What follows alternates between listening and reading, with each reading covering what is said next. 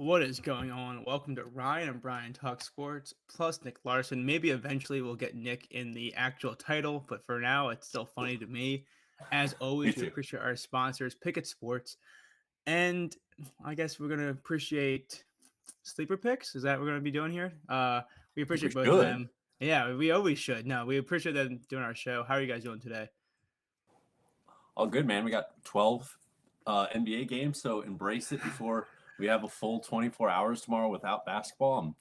I'm purely dreading tomorrow already. So let's get our fix tonight and, I am and the have some fun. opposite. Before I kick to Nick, Tony Stamp said, I think sometimes we're just lazy. No, I intentionally added the plus Niclarson because I think it's so funny to me. But at the same time, I am excited for tomorrow to have off. I think it might be one of those days where I'm going to be productive, like with my actual job. It's going to be wild. I actually might get stuff done. People might be surprised that I get work done and I don't coast by. It's going to be really weird to think about. It's The gonna be horror hard. Ryan is going to have to do his civic duty and vote instead It's of gonna be watch hard that. to top last week's show, though. Everybody hit about everything, so I that's gonna be honestly, tough I to added top. Aiden with Ryan, so technically I was 3-0 or 4-0, whatever it was, and then you guys went off on your ladder. So honestly, it's not just last week, Nick. It's the last 3 weeks. We've been 3 really weeks, good. dude. Watch It's out. it's I can't wait. Well, also it's gonna be an issue because I think me and Nick haven't been on many of the same plays. Now this time we are, so who knows what to expect Yeah, with don't this take show. that play. That's not good. Yeah, yeah. But honestly, it's my favorite play of the entire slate: NBA, NFL, or anything in between. So All the more we'll see reason what not to take happens. it. Yeah, we'll see what happens. I guess what's the ticker say? We're NFL first, NFL. right? I don't want to piss. You know how he gets when we get off the script here. He Yeah. gets fucking mad. So we will go with the Chargers and Jets. I know Okay. on our 1 o'clock stream, or I guess it's noon now, we always talk about the sides and totals first. So real quickly, like instant reactions. You're getting 3 points in this game. Are you laying it with the Chargers or taking it with the Jets? I kind of lean Jets actually +3. I think their defense is good enough that they can keep themselves in this game. All right, Nick. What's your first reaction? Give me the Chargers. I can't bet Zach Wilson anything. Even I don't care what he That's does. fair. I just can't. Yeah, I just like can't. Fair enough. could you even trust anything with Zach Wilson? Like any of his receivers or check down? Like I don't think anything. He throws the Check Garrett down. I 12 hope times a so. game. Hope so. Check down. No, yeah. I honestly, we on the show earlier we talked about this. I think the only way the Jets have a chance in this game is if their offense can stay in the field long enough to keep the Chargers off. Like if it turns into a game where the Chargers score, I don't know, 16 points, right then, right there. Like, can the Jets score that many points? Like, it's gonna have to be a defensive game for the Jets if they want to win because Yeah, they only scored, I think, 13 or 23 offensive points the last 2 weeks. So they is really that have to good? stay on the field. That's not great. One of them was a win though, so against the Eagles. So it's what it is. We don't need to talk about that.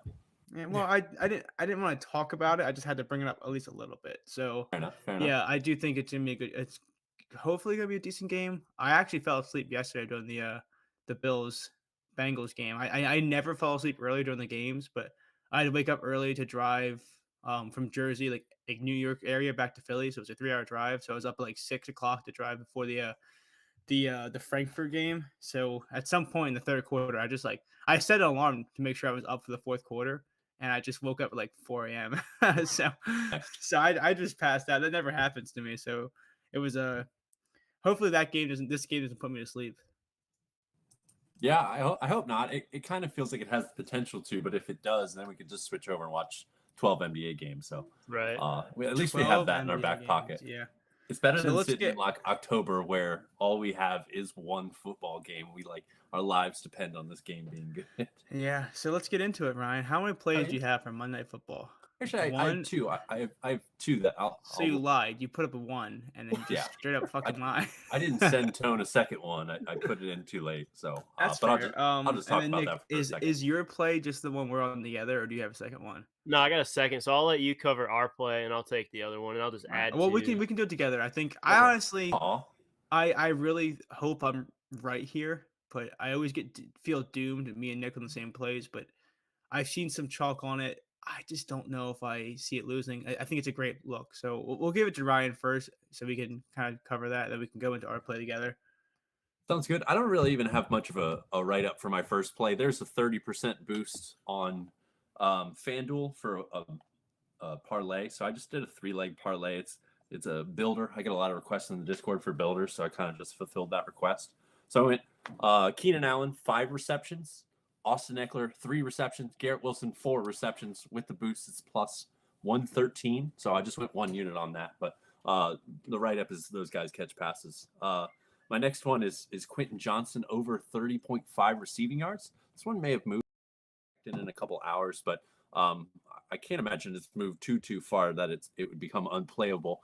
But I like this guy. I mean, we haven't seen too much of him yet. He's gotten a lot of hate because he was drafted prior to Zay Flowers and Jordan Addison, both who have taken over pretty much wide receiver 1 roles for their teams now that Justin Jefferson's out, and done a pretty good job. Meanwhile, Quentin Johnson really hasn't done much.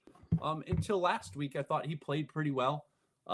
Josh Palmer's out for this game. Josh Palmer missed the end of last game, and that bumped Quentin Johnson's target share up. It bumped up his snap count. So he played a career high 70% of the snaps. He got a career high 6 targets, career high 5 catches, career high 60 yards. So all things kind of seem like we're trending in the right direction here. So he should step into the wide receiver 2 role.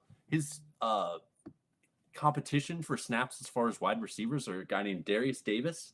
Another guy I don't even know how to say his name, Semi Fehoko. Shout out Semi Fehoko. So I don't really think I'm concerned with him. I think he's going to be on the field a lot. And with an offense that throws the ball this frequently, and then also kind of considering that Sauce Gardner I don't know if he's going to full-time shadow, but it should be pretty damn close to full-time shadow Keenan Allen. So I think it should open things up for Quentin Johnson.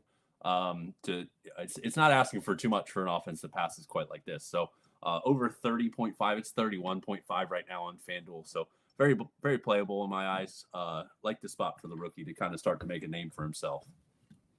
Honestly, listening to Ryan talk about his play made me go to the freezer real quick and get a drink. That was exhausting. I don't know how people willingly listen to this show, knowing that things like that go out. Good. Well, what drink did you get here? This is some fancy shit. Espresso martini, man. Nice. Yeah, espresso martinis are probably one of the few good things in life. That and I don't know. Is that bad? Should I not say that? Somebody asked me to repeat. I would imagine that was the parlay. Tone, was that the parlay? Yeah, I kind of figured. So it was Keenan Allen for 5 receptions. It was Austin Eckler for 3 receptions. It was Garrett Wilson for 4 receptions. Parlayed with the profit boost was plus 113. What was the profit boost on? I kind of left during that. 30% 3-legger on FanDuel. Okay, I'm gonna have something fun for that.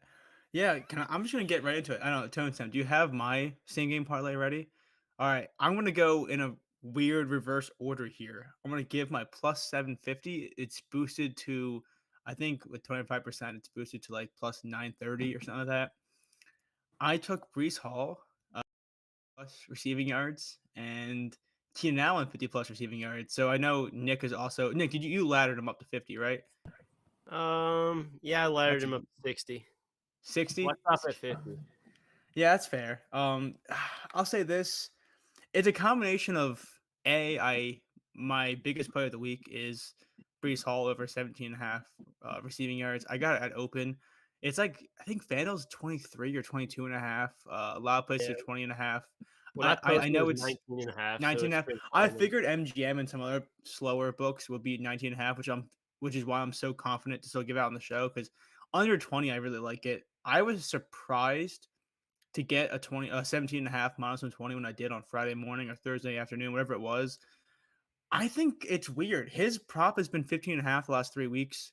He had 19 or he had 17, then he had 54, and then like almost 90 last week. I think books are forgetting that he's back fully. I mean, he started off the year playing like 43% of the snaps. Last 2 weeks, he's playing like 64. He's seeing a lot of targets. We're talking like, I think 17 targets the last 3 games. He's just crushing this line. The Chargers have not been covering well in the receiving game for the running backs.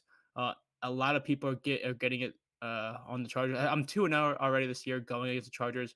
Tony Pollard had that one game where he had, I think, 63 or for what it was. But the point of the story is that the Chargers, they play it fast paced, so the Jets should have more plays than usual. I mentioned before we started talking about the props. The Jets' only way to win this game is if they keep the ball in their hands, which means I'm gonna think they're gonna not do a lot of these high risk plays. They're gonna try to keep it intermediate. They're gonna try to keep the ball moving. And Brees Hall in the receiving game is the way to do that. Like he's been so electric. We saw it last week with his 50-yard touchdown through the air. I just think he's going to see 5, 6 targets. And if I need 3, his catches line is 2.5 minus 194. If I need 20 yards or 18 yards on 3 catches against this soft defense, I'm going to take it every single time. I mean, if I lose, I lose. But this is just, I think it's a soft line. Yeah, to add on to that, the Chargers allow the second most yards, I believe, running backs. So we've got that in our favor. I did ladder up to 60. Here's a shout out to Pickett. I line chopped I this saw this your morning. post. And that's why I'm going to interject real quick because the one Yeah. on the screen here is I had the parlay, the plus 750. I played that after your post because you showed how the line on Caesar was like plus 750 and everybody else was like what plus 400, He has I like think plus plus like 400, plus 430. So yeah. that's a So huge really, gap. the Keenan Allen leg is just to get it get the boost because to get the boost on Caesar, it has to be a same game parlay. So I just added a leg that I thought was quote unquote safe to get to the boost. But yeah, I really do think this is a good spot. So I appreciate your post today about Pickett Sports with the line shopping. So we're really testing it though today. We're both being on this. We're really putting a lot of things to the test right now. So we'll see how that Yeah. turns out. If you are new to the show, me and Niclarson here. I love Nick. He's a really sharp better, really good guy. He's not super funny. He's not super interesting, but he is good at what he does. And we always seem to crush our bets when we are on separate things. But then when we come together and we like the same thing unintentionally, something happens. I don't know what Great happens in the disaster. universe. It never goes well. It's always like the most slam dunk smash spot, and then someone comes out there and they start pitching we'll take like under or 3.5, and then prime Randy Johnson comes out in like a Tajon Walker body. It's a really interesting thing. So we're hoping that this changes things because we both laddered the same player today without even discussing it. Fingers crossed. Tone Stamp said there's nobody that hates the show more than Brian. I I don't know if we I have do. haters out there, but I bet you don't hate this show as much as Brian. No, it's so funny. We've been doing this show for almost a year and a half, Ron. Do you know that? Yeah, It was dude, the we've start been of doing last this a summer. while. I think it's like almost 18 months. I Probably. hate this show. Like I dread the 15 minutes when I have to like actually show up for this show is like the worst 15 minutes of my life. But it's a good show. I think people enjoy Good. it, and I appreciate everyone in here. But it's me and Nick against the world today with Brees Hall. There you go. Love that. And then I think Nick had another NFL look as well. Yeah, This one's I not got gonna one more. win, I though. took the This will be the one that wins. Yeah, for sure. I have the exact same play on the other side. I laddered Eckler's. I was gonna do it Stupid play, last yes. week. I was gonna do it last week, and sure enough, it hit probably in like the first half. Yeah. Yeah. But I took his base of 32.5 on MGM, and then I took it up to 90 on DraftKings for plus 1100. His last game out, Jets I think are sixth in most allowed yards to running backs. Eckler's last game, he had 8 targets, 7 catches, 94 yards. He's another guy that gets a lot of those dump offs, and if he pops one big one, you're in a good position. So I'm going to take both of them because I know if I take just Brees Hall, it's going to be Eckler that goes crazy. So Yeah, I'm glad you said that because my biggest worry is that it makes so much sense for both of these guys that I'm at the point where holy shit, it might have to just be one of them, right? It can't be both. I Like, almost laddered them together, but can't. then I'm like, well, if it's just one of them, I'm screwed. So I did 2 yeah. separate. No, yeah, I feel bad. Speaking about Caesar Sportsbook being a fake book that really has a big differential sometimes with these props. They opened Eckler 25 plus yards. I think it was like minus 125. Like it was a really bad line. I saw people on Twitter get a hold of it, and I'm a little bit upset that they got that because he was 33.5 anywhere you slice it, and they Yeah. opened him 25 plus like decent juice, and I was I was away when I saw that. I was driving. I got back. I saw Twitter. Like, oh shit, what did I miss? Like that's good. That's a good line there. Yeah, I like that a lot. Yeah, Ryan, do that's you my have last NFL. a thing, Ryan? No, I'm all Or is set that on it? NFL. Oh well. I No, I do I appreciate do that really like because Herbert's rushing yards, but I haven't committed to it. But if you want yeah, an I bet on additional Herbert look, I like rushing yards Herbert. last week. He had 1 yard, so it was pretty good. Hey, I think it was a good perfect reason play. to bounce back. You know, it's so funny. We talked about this before, and I said to the my friends here, but there's nothing more electric than cashing an over on a quarterback receiving rushing yards when it's not a high volume rusher like Hurts or Lamar, where you only get a few chances. That was me yesterday with Taylor Heineke. He cashed in the fourth quarter, and it was so electric to watch. Vice versa, Sunday Night Football last week, Justin Herbert, he scrambled the first play of the game for 1 yard, and I was like, "Oh fuck, he didn't break it out." But I got the whole game to get these extra 8 yards, and that was the only scramble he had for the entire game. So it is a How little bit perfect of is a that? yeah. These low volume props, man, they're interesting to watch because you really have to get them in 3 chances, 2 or 3 chances. It's very interesting. I Yeah, think yesterday I've been betting a lot on Taysom Hill's rushing yards, so the low I volume took that props as are. well. You did? I didn't see that. I It took was his good. yards and his touchdown. Both hit first half. Damn, smart. I took him over 15.5 on Thursday or whatever, and he's run the football a lot. So hopefully that stays under 20 because Yeah, he's really annoying unless you have stock on him. Like if yeah, I'm yeah, a for sure. fantasy owner or anything else, Dude, he's so annoying. My friend Tim, he came over I yesterday. He hates the fucking dude, hate but him. if you bet on him, he's so fun to bet on because he cashes tickets. So we like that. Yeah, Otherwise, he's just a vulture. Yeah, he's a 100% the vulture. worst vulture in the league unless you Yep. have his touchdown. Yeah, Yep. unless you have him in any sort of way, even if it's like the rushing yards and like they're at the 8 yard line, I don't care if it's 8 yard touchdown. Give me the 8 yards. But yeah, Yeah, yeah, for sure. he's really becoming a polarizing player in the NFL.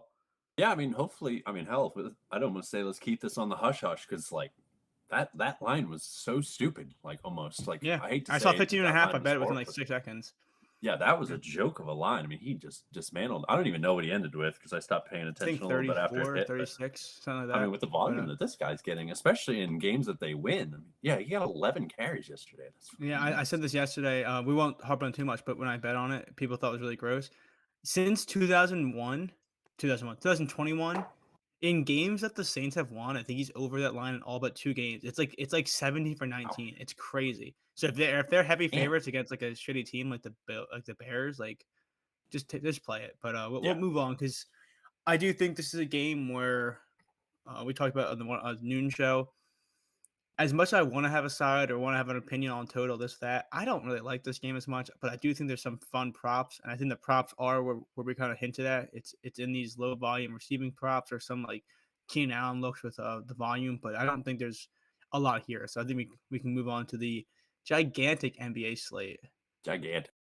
How many plays do you Yeah. have, Ryan? 6, 7, 8, I had 9, to take it easy because, and I'm sure I'm going to add more in between 6 and 8 10, o'clock because I could have been 11? here talking. No. I'm 1, 2, 3, 4 actually, not bad, but That's I'm not sure bad. I'll get up to 6 or 7 for the night, for sure. But I didn't want to take up the entire 60 minutes talking about my plays, I so appreciate that. I had to kind We of all tone it down. actually we all appreciate that. The Yeah, thank listeners, you. the producers, the co-hosts, everyone appreciates that. Nick, Yeah. how many plays do you have? I have one locked in right now, and then one I was going to ask you guys about. Oh, Nice. perfect. So Ryan, you can just rattle off 6 in a row, and then we can just take us a little bit later. Okay. My first one, I played it last night. Slightly unfair, but it's still worth playing in my opinion. I still like it. I think it's lost a little bit of the value, but I'm still going to throw it out there. Last night, Giannis Antetokounmpo opened at 24.5. Dude, that was a good Um, pronunciation. You I tried. know. I That nailed the was shit out of crazy. that, didn't I? Yeah, Yeah, I've even the been last working. name, I thought you were gonna mess it up somehow, but you kind of got it. Like, that was I've been nice. sitting in the mirror all day just saying that over and You've been over practicing again. that. Like, do you actually? I have a question. Do you actually prepare for the show? I just show up and ball. I I don't I have like. a Microsoft Word page that's like always 10 pages long for this show. So yeah, Really, I just I show do up and spend time.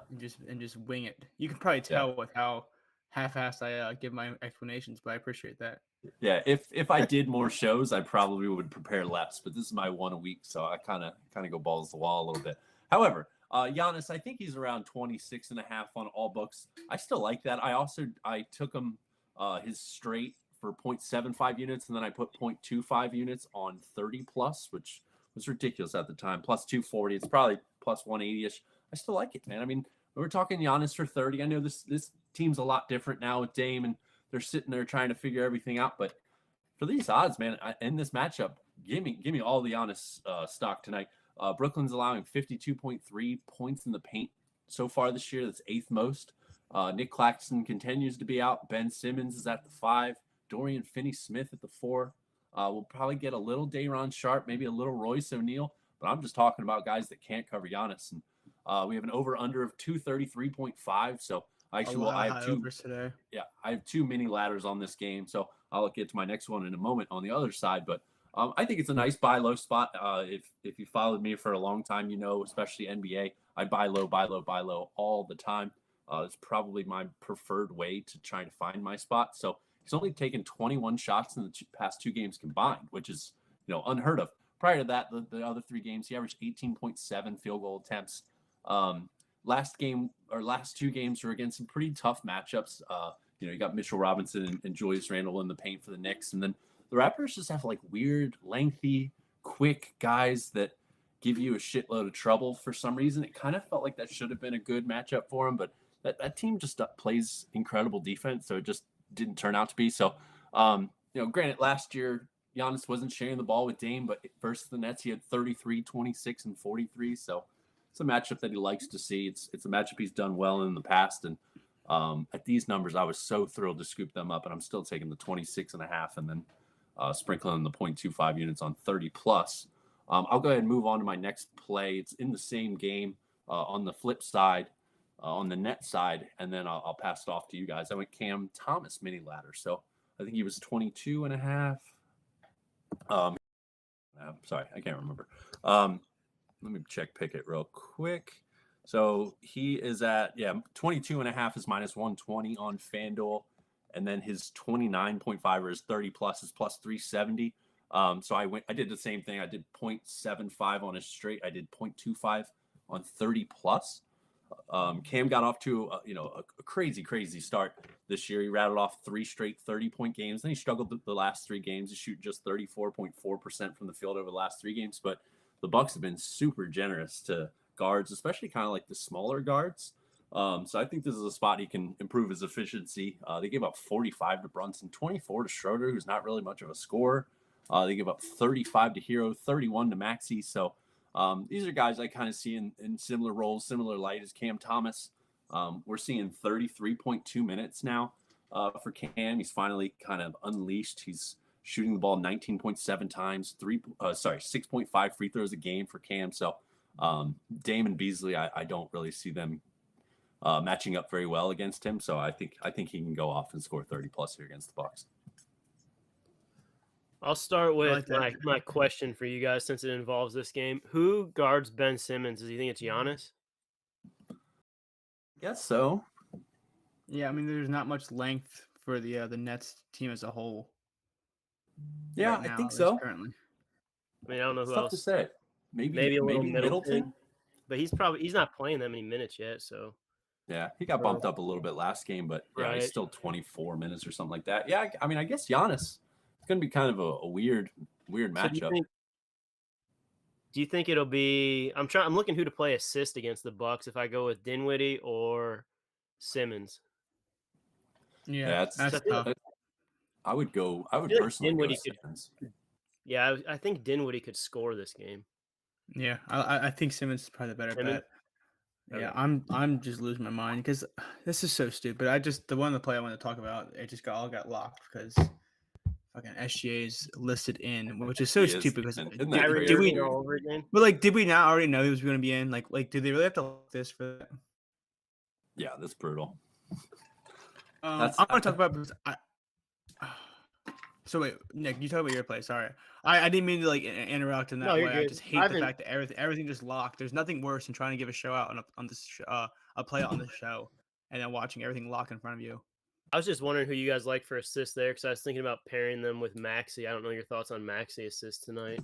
I'll get in on that very soon. So like that, I guess, is a hint. Perfect. I Go for it. personally like Simmons over Dinwiddie at this time. Yeah, let me see. Yeah, that's what I was leaning as well. I am going to talk about my play, if that's okay with you, Nick, that I kicked to you, because it's currently not listed on the books I wanted to talk about. But I'll say this: I Fair think it's going enough. to come back fine. I did play SGA over 29.5 points. It was minus 115 all of 1.5 seconds ago. But the fact he's listed in, it's locked. I think it's going to come back right here. I actually played him at minus 125 for 30 plus because his line was 30.5. Can we talk about the story? We all know the story, right? Someone's listed out. They're questionable. They shoot around. They're healthy. They play. How often are those people actually hurt? Like, I don't think SGA is at the point where he is super hurt. He's fighting through an injury to play in the first 2 weeks of the season. He wouldn't play unless he was healthy. And the over under in this game is 240, 242. And he's just, I think he's going to the pace of this game is going to produce so much points that I think SGA getting a 30-point line, even at minus 125, is a great line. Like, there's not really much to say to about it. I just think when I was doing productions, like, if he plays 34 minutes, which he has been most of the season, I don't see how he doesn't flirt with 40 here. I Yeah, mean, this could be a monster spot here. The Hawks in the paint are allowing 55 points per game. They really just do not defend well on driving guards. I just don't see a way where SGA, as a healthy player, comes into this game. I mean, unless he puts up an absolute stinker, which is against Denver, but Denver can guard. Like, they actually have people that guard on the perimeter and on driving guards. The Hawks really don't. So I just think I'm not going to spend much more time on it. I think SGA has a great night tonight, and he's healthy. Yeah, like that a lot. I've been pondering that myself, and apologies to anybody who, because OKC props were out last night. SGA was ruled out. I spent a good 30 minutes trying to decide what OKC guy I wanted to back, and then thankfully I just gave up and said fuck it. And sure enough, I would have been screwed. So apologies to anybody that actually played the Thunder Yeah. players before I'm gonna wait SGA for the got rolled Discord back 'cause in. I didn't play in the Discord yet, but I'm gonna do one of those things where as soon as it comes back, I'm gonna just send it out that I'm taking it, and I'll do a write up later. But I think it's just one of those bets you live, like I said, you lived with earlier. Yep. I don't see a way where he doesn't put up a lot. Yeah. So DraftKings gave him back at 30.5. I imagine once FanDuel reopens, you can find that all at 30 plus at minus 125 again. Yeah, probably. Well, good deal. I like that. Nick, you had one more play? Oh, minus one. Oh, sorry, minus 120. That's the play. That's easy. I think minus Okay. 120 is fine. 29.5. Yeah, like 30 plus is minus 120. That's Oh, a yeah. play for me. Yeah. I got minus 115 a second ago, but I don't see how that doesn't hit. Yeah, so I like that. Good deal. Like that a lot. And then Nick, you had one more? Yeah, I had one play. Triple ladder for rebounds with Tobias Harris, Aaron Gordon, and they have the first, second, and fifth best matchups today for power forwards. Nice. Starting all of them at 5 on DraftKings is even money. And actually, all of them had double-digit rebounds last game too. All of them for 10 is plus 13,000 on FanDuel. So all of them are in good spots for rebounds.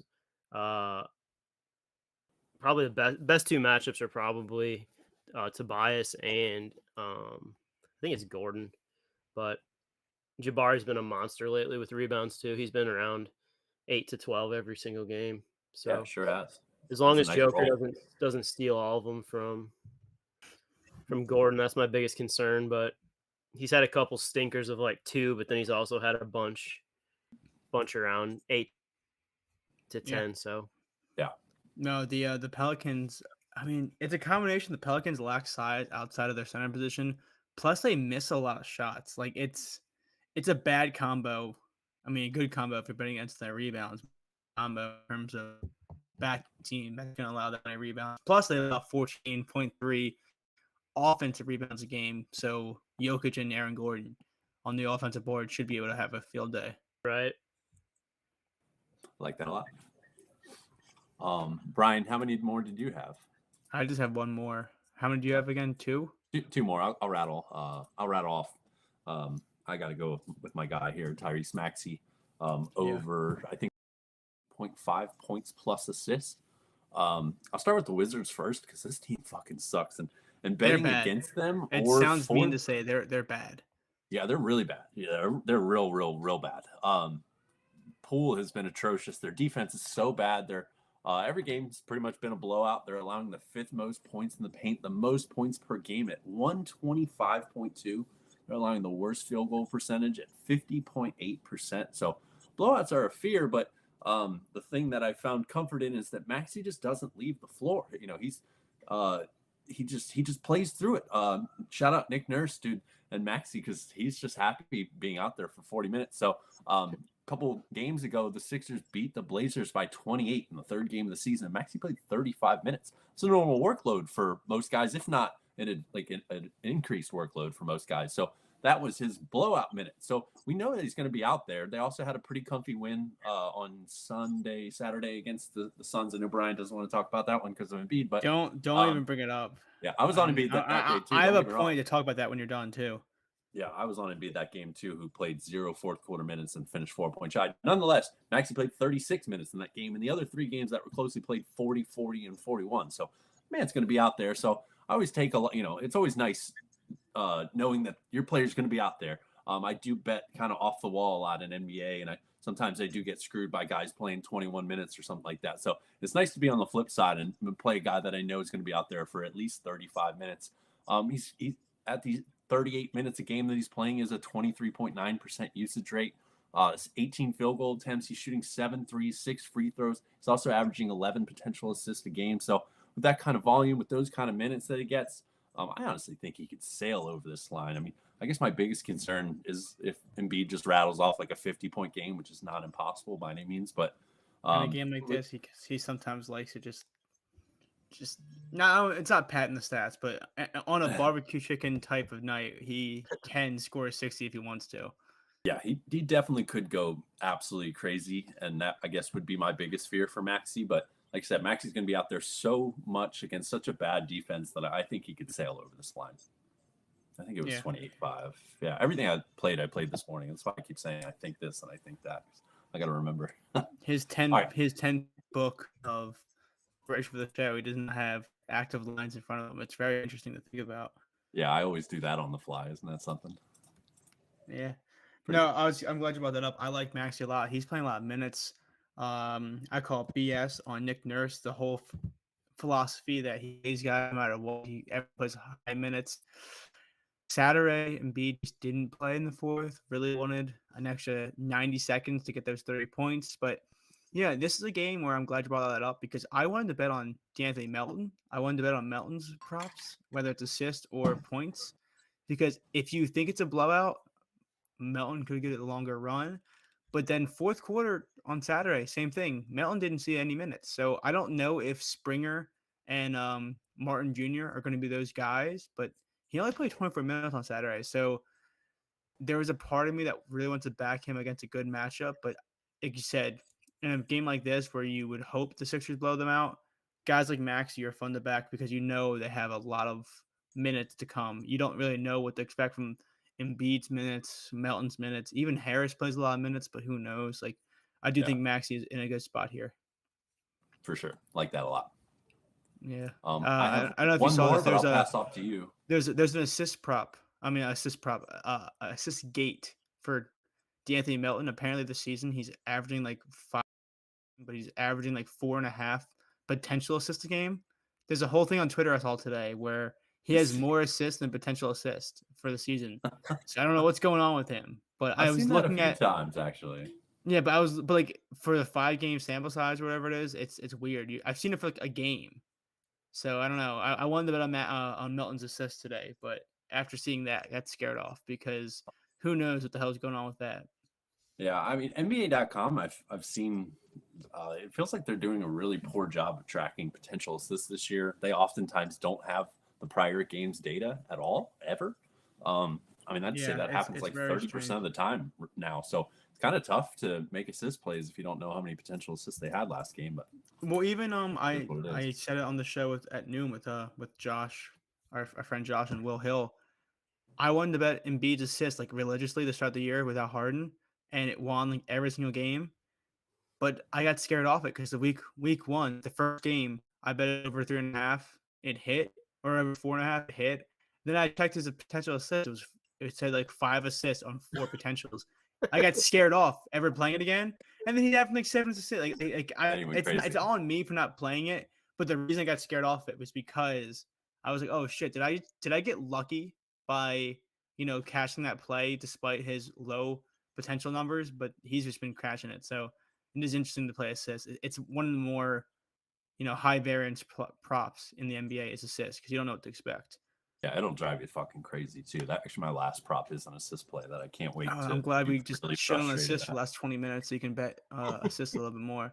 So Nick, do you have one more play you said?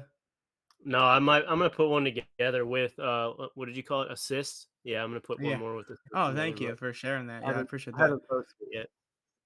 I like that. So Ron, I'll give mine out real quick and then you can take the last one, take us home. Sounds good. I am gonna be really upset if this doesn't hit and the other prop does hit because I see a lot of chalk on Nikola Jokic over rebound slash assist. I looked at it and I decided to go with his straight up over 11.5 rebounds. It's still minus 125. I got it earlier in the Discord at minus 120, so similar juice. I mean, as much as I would like Jokic to get the triple double or him to get the RA, I hate trusting this Nuggets team to still make shots. And the one thing I can say about Nikola Jokic is he can score, like if we talk about Embiid at times, he can score 60 at will. He can get a triple double at will. It's hard to sometimes cap what he's gonna do, with the ball in his hands on offense, but the one thing that's consistent in his game is he rebounds the ball so well. Like, I think 11.5 is such a soft line. He's over this in 5 of 7 games this year, and he gets the Pelicans and Jonas Valanciunas, who he's just kinda destroyed. I mean, in his, like, last few games, he's averaging, like, almost 14 rebounds a game against Valanciunas, and I mentioned earlier Pelicans are allowing 14.3 offensive rebounds a game. How many times do you see a box score where it's like, Aaron Gordon missed 2-point shot, Nikola Jokic tip in, miss, Nikola Jokic rebound, miss layup, Nikola Jokic, he has the ability just to rack up offensive rebounds. So if you give me 12 rebounds or more in this game, I'm going to take it every single time. The Yep. last 1, 2, 3, 4, 5, 6, the last 6 games without Jamal Murray, he has 12 or more rebounds in all of them. His assists in those games are 10, 8, 10, 6, 16, 12. So that's kind of where I went with rebounds. As much as he gets the RA without Murray, it's more of a like up and down with the assists, but the rebounds are pretty consistent. So I do think Jokic gets a lot of rebounds tonight. Good deal. Yeah, I like that one a lot. I still have yet to play a Jokic prop somehow. Thought about making tonight the night, but might have to hop on that one with you. Yeah, I just like I said, if he gets like 11 rebounds and 12 assists, and I lose by not doing RA, I'd be really upset. But I just couldn't. His assist numbers are way down this year. Like they're still good, but his potential assists, we're talking like 16 or so last year. They're a lot more down to like around 10 or 11. I know Murray's not in, but I just couldn't fully buy into the fact that if he gets 22 RA, my first thought is how does he get 22 rebounds assists without 12 rebounds? So I do think a 12-9 is way more likely than like a 11-10 or 11-11. I mean, so I do think I want the rebounds. Yeah, sounds good. Like that. My final play. I went with Palo assists. So I put 0.75 units on 4.5 assists. Then I put 0.25 units on 8+ assists. The main thing behind this play is the absence of Markel Fultz, who missed his 3rd straight game. 2 games ago, Gary Harris started, but then got hurt, leading more minutes for Cole Anthony and Anthony Black to play at like the point guard position. But they really started to put the ball in Paolo's hands and let him facilitate, and Franz. But Franz kind of turned into more of a gunner rather than whereas Paolo's been a really good passer. So 2 games ago, Paolo had 13 potential assists, only 5 converted. So obviously the potential's there. Last game he had 10 assists, which is freaking awesome. Obviously, potential's unknown because I mentioned NBA.com is not really doing a great job in the early part of the season having data from every game, but he had enough potential assists to have 10 assists, which is good enough for me. His usage rate back when in the games he played with Fultz was 21.8. In the 2 games since Fultz has missed. His usage rate has skyrocketed up to 26.4. He's been pretty aggressive looking for his shot as well, but it seems like he's really become like the main facilitator here. They don't really ask that of Cole Anthony very much. Anthony Black looked pretty good. He looked like he knew what he was doing out there last game, but he was kind of sanctioned off into the corner to just spot up shoot a lot, and he was pretty efficient. He had some nice drives, but he wasn't in charge of bringing the ball up the floor that much and making like the key pass into a shot. So it really became Paolo's job. And I like the center rotation that they have. Goga Bitadize, or however you say his last name, and then Mo Wagner are both really good, like assist targets, if you will. And then Anthony Black looked pretty good shooting from behind the arc too. So I like the guys that he has around him. Franz obviously isn't shy about pulling the trigger either. So I like the role that he stepped into. I like the rise in usage. So I like the value of his assists. So I went ahead and took him. Yeah, I like that. I was really considering that without Fultz. I do think he's a good spot. He actually had like 2.5, 3.5 lines earlier this year, and each time they were really tempting, and he's kind of crushed them each time. So this should be a good game for him without Fultz. Certainly hope so. One more assist question for you. Thoughts on Van Vliet tonight? He's had 11 plus last 4. His line 7.5. Yeah, that's tempting. The weird thing with that game is like my mind gravitates towards this is gonna be 125 to 120, but with Davion Mitchell playing, that was my question. They've been so fucking slow. I think Josh Landau, the guy on the noon shows, he had a great stat. Apparently, without Fox, the Kings' pace drops drastically. Like you're talking like near top 3 in fastest pace to like bottom 4 without Fox. So that's my only worry, is that on paper this game, like Ryan said, should be like 150 points each team. Right. But for some reason, the Kings, I mean, not for some reason, without Fox, they just don't have a point guard. They don't have, like, you watch the Sixers games, they play it painfully slow pace it sometimes because, when your team revolves around the big men, it slows things down. So that's my only worry, is how many chances he's going to get. Yeah. I mean, on the flip side, he still plays 38 minutes. He leads the team in potential assists.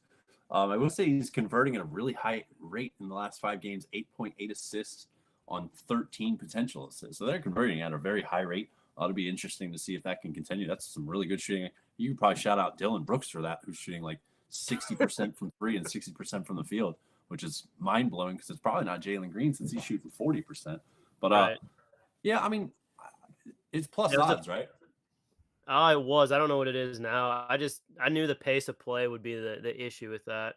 Yeah. I mean, he's coming off a 12 in the same matchup. So, I mean, he knew how to dissect them last time, even at the slow pace. So, it especially if it's plus odds. I mean, I'm definitely half-court basketball does not necessarily mean it has to be super assist unfriendly. But, yeah, that's, like I said, I don't think it's a bad play at all. I just think that's the only worry, is how much it changes. But, yeah, like I said, half-court does not mean no assist. It means you can set it for your offense. For sure. Yeah, that game is interesting because I really wanted to bet somehow. I wanted to bet Sabonis under 19.5 points. I'm a Sengun truther. I think his defense has been so good this year, and I just think that Sabonis gets this high lines because of no Fox. But I was just waiting for it to go to 20.5, but it's actually going closer to 18.5. So probably won't be a play for me, but there was a part of me that really wanted that to get to 20.5 because his volume and his open looks go way down without De'Aaron Fox out there. Yeah. Yeah, what a weird. I mean, I always figure like it's pretty easy to think that the Pacers won that trade by getting Halliburton. So but yeah. Now, obviously, they didn't trade. Fox and Halliburton were teammates, so it's kind of weird to say that anyone who won this trade, because Sabonis has been good too, but this really goes to show you, of course they're going to miss having Halliburton, but this shows you how important Fox is to this team. They're averaging like 125 with him and 95 without him, like 30-point difference. Granted, 2-game sample size, but that's incredible. So if you want it's one of those rare trades where I think both teams kind of got off. Both teams got where they wanted to be post trade, and I think that's important. for sure, for sure. But yeah, I think that'll pretty much finish us up. We got a couple minutes to spare, so made some good time. We Would could pick at always. popular plays, Oh, Ryan. yes. This it. Yeah. Honestly, Well, I don't we understand had the why. equinox last week, and so I'm thrown off this week. I'll say this. The pick at popular plays. I looked at them earlier. We already covered two of them. It's Austin Eckler's fault. They're chalk. We know they're chalk. They still have. I will be the person that dies on this hill. As much as you can like have that pit in your stomach when you see a play that you're on get popular, I don't think it's changed your thoughts that it's a great play. Like Brees Hall and Austin Eckler in the receiving game should catch 6 passes each. Like maybe they won't, but all the data, all the props, everything you have to back it, it's telling you to go over. So I'm okay with the picket community also being on these. And maybe they're on these because they follow us three lovely people plus Nick. But um Eckler is the most popular bet player, but honestly, his rushing yards is what people are taking a lot, which is interesting because I'm not really the guy that takes Eckler's rushing yards often, but I don't know if there's a boost there or whatnot, but a lot of people are laddering his rush yards. That's an interesting look. I took his His rush yards the rushing other. yards always scare me. Yeah, I took his rush yards 2 weeks ago. He had like 29 yards. What the Yeah, fuck am I so doing with my people are life? laddering up to like almost 100 at plus 800.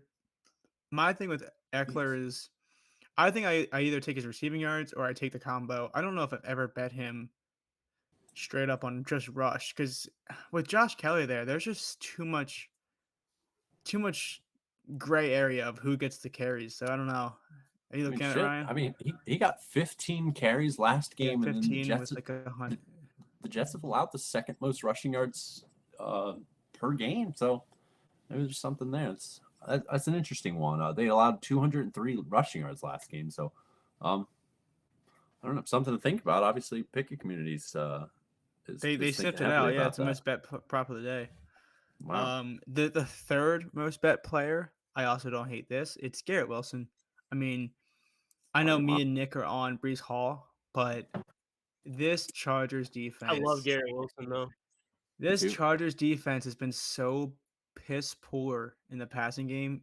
It's you don't want to say it like this, but like it's almost annoying how bad they've been because you can pick a name out of a hat and have a chance to hit it, but then again, the other three names you didn't get out of the hat could also have like 100 yards. So it gets a little difficult where it's been so bad that anyone can have a big day, but Garrett Wilson is in a great spot as well. Yeah. Especially, I mean, technically they're underdogs. It should be a close game no matter what.